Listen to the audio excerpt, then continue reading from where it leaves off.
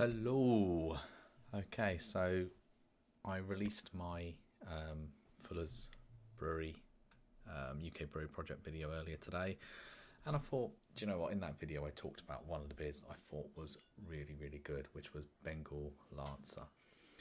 And I've got some time to kill, about half an hour before I join a live stream with Steve's Brewing channel. So I thought, do you know what? I'm going to crack this open and just do a live tasting of this beer.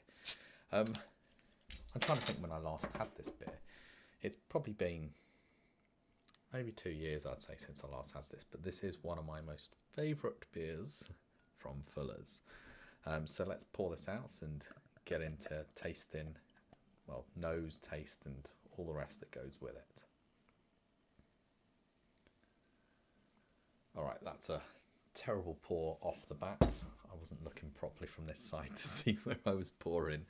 But regardless, let's have a look at this beer. Okay, just checking the head on that. All right, let's get in for the nose first of all to begin with. Bit of froth on the nose, too much there. It's clean, but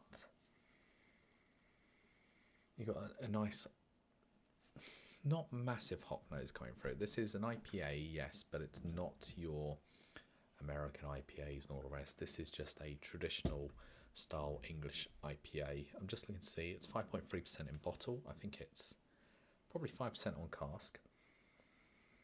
It's only seasonal in cask, but I think it's all year round in bottle now. All right, head's gone down a bit. There's still carbonation running up the glass, as you can see there. This is bottle conditioned, so be careful with the pour. Don't lump it all out. It may get hazy at the bottom. You may get a bit of yeast, and depends if you like yeast or not. I'm going to have a quick taste of this beer.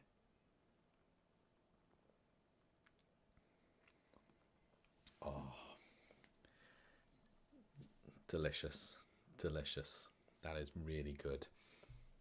I'm just going to have a quick look on Untapped and what I've been scoring it historically. Now, my scoring I've explained many times, but so 5 times I've logged it on here, and each time 3.75. Now for me, that's good. That is, to be fair, this is probably a 4. Just depends on the mood I was in, but that is a solid beer. Both cask and bottle I've had it in, and it's still a solid ranking across both of them. It's got, I'm just wondering what hop is actually, or hops are in here. So they've got golden hops in there. They don't say any other hop beyond goldens, but it's got a lovely finish to it, which is, it's hop, but it's like an orangey notes that are coming off it.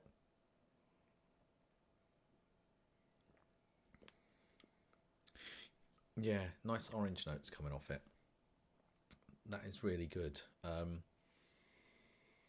I was reading, so for this, as I said, it's bottle conditioned. I'll just read back quickly. So the reason for the name, it's inspired by the Bengal Lancer cavalry regiments during the time of the British Empire. So this Indian Pale Ale is made using traditional English malt and golden hops to deliver distinctively hoppy and superbly refreshing beer. As this beer is bottle conditioned, we recommend it stored upright and poured carefully. And I've stored it upright since I've bought it. Can't say before that how it was stored at the supermarket. Picked up at Waitrose in there. 4 for £6 offer, or sometimes, see, they've done a lot of offers with Fuller's. It was 4 for £6, then it was £1.50 a bottle, and then it was 4 to £6 again. So yeah, if you want to pick up Fuller's beers, they have the full range there. I don't think, I was saying on St. Cal's, Golden Pride and what's the other one, 1845. I don't think they're ever included in that because of the higher ABV. But as a beer, this is a really good beer. It is just, I know it's slightly on the higher at 5.3, but it's definitely sessionable in my eyes with the flavour, and just, it doesn't have that kick, or doesn't feel like it has that kick. Now, funnily enough, they brew a different version for the international market. So I'm just going to quickly bring that back up just to double check what it was. So for the international market, it's actually, I think it's this, I swear it's a different beer because I've had this one. I'm just looking now. So the international market, they brew an India Pale Ale, it's just called. It's not called Bengal Lancer, obviously, because that's may not go down well in many countries. So they just call it Fuller's India Pale Ale. I have had that actually 3 times. And to be fair, I didn't give it as good a rating. So I'm wondering whether it's slightly different because it says spicy, slightly spicy notes. Whereas this has definitely not got those, I would say, spicy notes. It's more orange and a bit pithy, and yeah, I'm not getting like spice or pepper even at that stage. No, that is very refreshing, I say, on the orange notes that come from it. But that's really, really nice. Oh, that's fine. Hi, Thomas. How are you? And Roy, you may not be a Fuller's fan. That's absolutely fine. Everyone's to their individual tastes, and also it also potentially comes down to what you grow up drinking and the region that you're in. So I'm London based, and when I started drinking, I'd say only Young's and Fuller's really remained in London. Sandbrook's did open as well, but obviously Fuller's have been around longer and a tradition, have their own pubs obviously to sell them through, and just ended up being where I worked. But I definitely like my Fuller's beers. I do like my Fuller's beers, much like I like my Macmillan's beers because I'm near Hertfordshire and I do like those. But there's many other breweries that I say, like Green King for me. Some people like their yeast strain. I'm not quite into that. I just feel their beers are always the same twang. Not kind of into it. But I do like the Fuller's yeast strain. I also like the Gales yeast strain as well that they use. So ESB is good, but HSB is good, which is the old Gales. Unfortunately, I never had it when Gales produced it. It would have been interesting to have tried it to that stage, because I don't know if they've changed that recipe since. But yeah, as you say, yeah, one man's wee is another man's nectar. Oh dear. Like your wee that you had, what was it? You said it wasn't wee, the Thornbridge 05. Are you sure that wasn't wee? Are you sure? Bit flat. I don't know about the descriptions. There's not really much of a description on this. Distinctively hoppy. That's not really a description in my eyes. Not much of a description to it. But this, honestly, for me, it is one of my favourite beers from them. It depends what you're into. So I know, Roy, you wouldn't be into the bitters at all. I do like ESB as a bitter. As I said, I've never been really a fan of Pride. London Pride, to me, I avoided that for years in cask. Just never something that I actually drank or wanted to drink. I think the turning point was probably having it in bottle a few years ago, and I was like, oh, that's not bad actually in bottle. But in cask, still not a huge fan of it. In bottle, it's a rare occurrence. I'll pick that up. Yeah, it's not a bitter that I would go to. If I was going to choose something from Fuller's, ESB, Bengal Lancer. Some of the seasonals are very, not great either. I'm trying to think. I've got all their vintages, but they're different all the time, and as you age something, it changes through cycles. And so if you open something now and open it in 3 months' time, it could be a completely different taste. It also comes down to how you are that day as well, who you're sharing it with, because you're not just going to open a vintage and drink on your own, like I did on my recorded ones.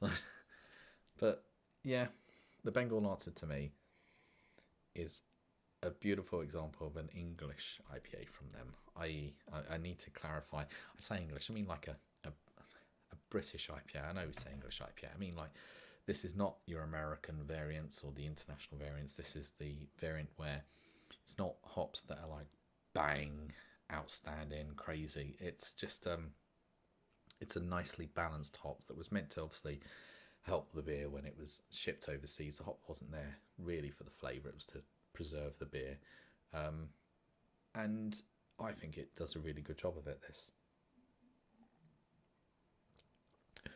I would say, in London, when it comes to beers in pubs or ales on pubs, I should say, yeah, you find Doom Bar literally everywhere. Doom Bar is literally everywhere at that stage. Doom Bar is everywhere. But second, I would say you're going to find Green King IPA. The reason why you'll find Green King IPA is that obviously Spoons sell it, but then they own a lot of pubs in London. The Green King bought out the Taylor Walker pub chain, so they sell a lot of their beers there. I'm just trying to think about some of the other pubs. So you got your Mitchell and Butlers. Yeah, they vary. They do a lot of Doom Bar. They also do their own ones. Depends if you go Nicholson's. They do the Nicholson's beers. They've got to tie in with Tribute, so a lot of their pubs have Tribute. So you do have Doom Bar, Tribute, Pride, Green King IPA. They're the ones that if you walked into a pub, more than likely, that's what you'll see in London. That's what you're going to end up seeing as the main beer. Hopefully they have something else on, so you don't have to choose just one of those. But I've noticed with a lot of Fuller's pubs, they've reduced their lines down. Some of them, they're still there with a variety, but some will do one or two, and you think I know they're not the brewer anymore, but there you go. Yeah, they're not the brewer anymore. But even before, when they owned the brewery, they sort of dropped down the amount of ale, and they'd gone down the craft route of selling more craft beer at that stage, even though ale was still a big seller for them.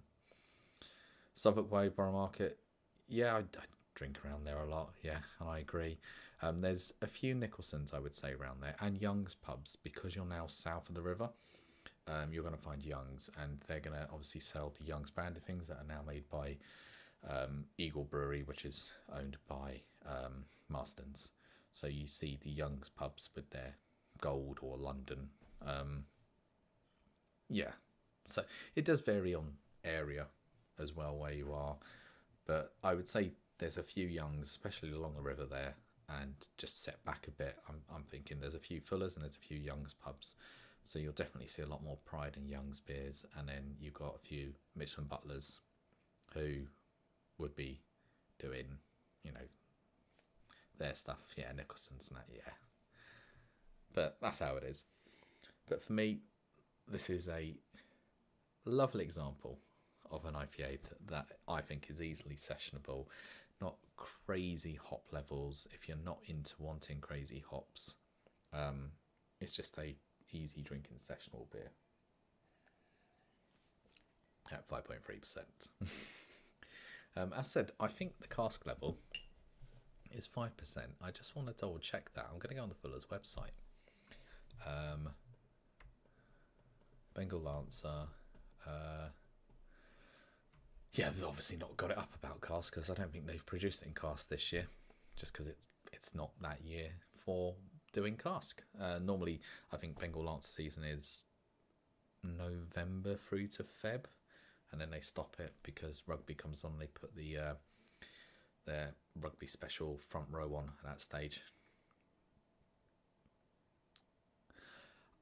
I think, especially when we're talking about London Bridge, yeah, I'll agree with Steve. Pride and cask, I didn't touch for ages. I just didn't like it. I tried it a few times and I was just like, I don't like it. I think it was the bottle that sort of swung me around a bit, but then even still, it's not a bitter that I'm going to jump at that stage. With the pubs, yeah, if you're along the river or by the train stations, it's going to be owned by a bigger brewery or pub co at that stage. There are quite a lot. Borough is a beautiful place for, variety of pubs. I think I've nearly ticked off every pub in Borough. Actually, most pubs in the that area. Just I get around, let's just say. But yeah, there's some nice pubs if you are walking away from London Bridge and just away from Borough itself, and you're walking southwards. There's a few nice pubs just on the left. Obviously, one of the ones that I would always go to is the Royal Oak, which is owned by Oh, who's the brewing Lewis? Why have they skipped my mind? Harvey's. There we go. Lewis and Harvey's and Lewis. And yeah, they do some good beers. Some of their beers I'm not too sure on. I know they have like about 13 ales that they rotate through the year based on their seasonal, with like 3 of them over the Christmas period, and then nothing in January because no one drinks in January, do they? Roy knows that. But yeah, if you get away from, there's loads of pubs in Central that are historical and great, but if you just get away from the centre slightly, there's loads of historical pubs that offer a good variety of beer at that stage. There's good pubs everywhere in every city. It's always the same. Steve, question. You ready for 6? Will you be going live at 6 exactly?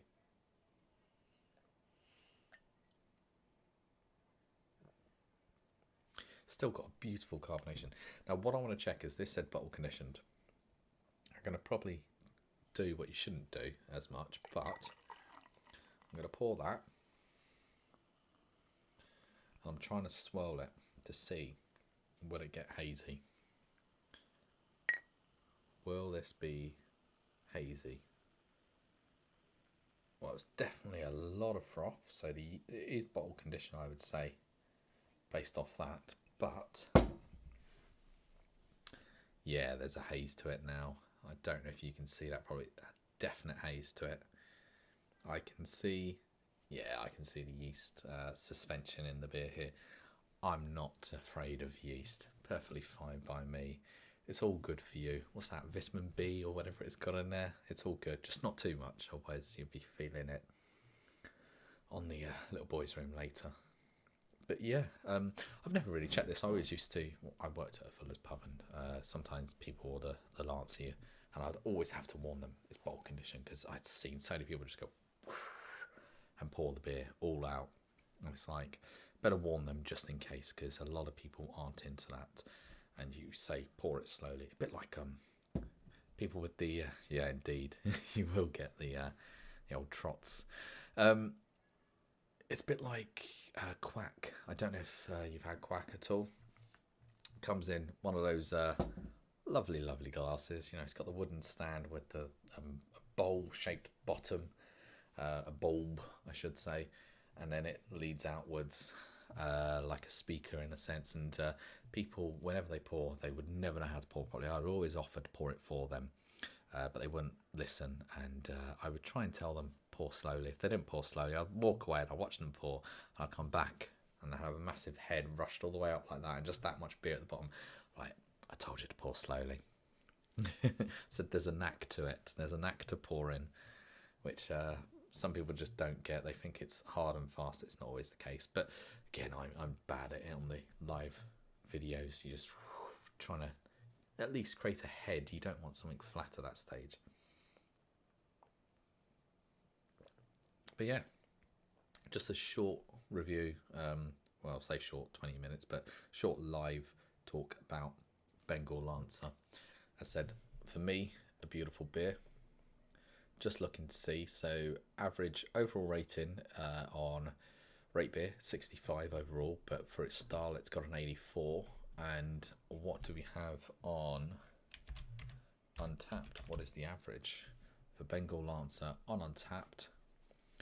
We're looking at just under 3.5 at that stage, 3.5 out of 5, which isn't bad at all. Some people like it, some people don't. That's all I can say. But for me, it's a good one. It is a good one. Right, I'm going to leave you all now here, and I will see you in about 10 minutes over on Steve's Brewing channel, where I will continue supping the rest of this Bengal Lancer and a few other, maybe of the Fuller's beers, and I've got some Woodford's Wherry as well to go with that. So I'll see you over there, guys, and enjoy the rest of your